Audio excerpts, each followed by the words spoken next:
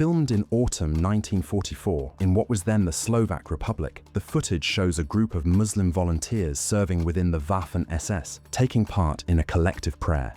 At the forefront stands the Uzbek imam Nureddin Namangani leading the prayer. In later scenes, the unit's commander, Wilhelm Hintersatz, known after his conversion to Islam as Harun el-Raschid Bey, can be seen. The images date from the period immediately following the official creation of the so-called Osttürkischer Waffen-Verband der SS, formalized in October 1944 by order of Heinrich Himmler. The Reichsführer decided to place Hintersatz in charge of this unit because he was no novice in the Islamic world.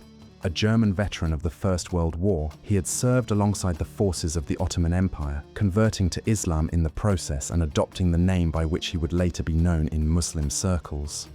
This background, together with his links to Islamic leaders, such as the Grand Mufti of Jerusalem, led to his appointment as an SS Standartenführer and commander of this formation, composed of Soviet Muslims.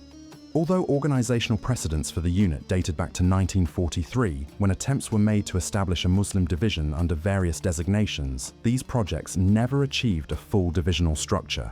It was ultimately constituted as a Verband, or formation.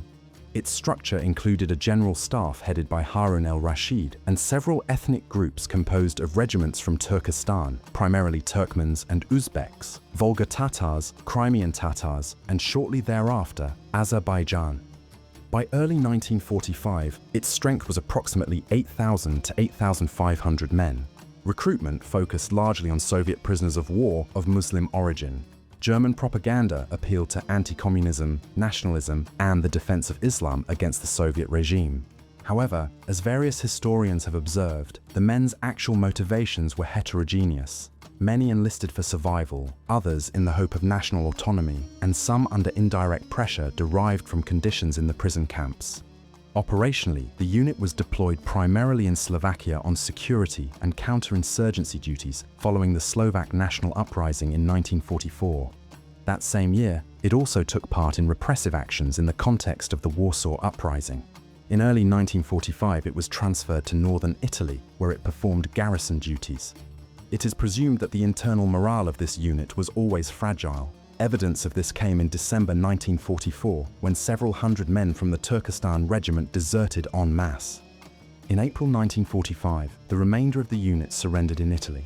Many of its members were forcibly repatriated to the Soviet Union, where they faced severe reprisals, ranging from execution for treason to deportation to the Gulag system.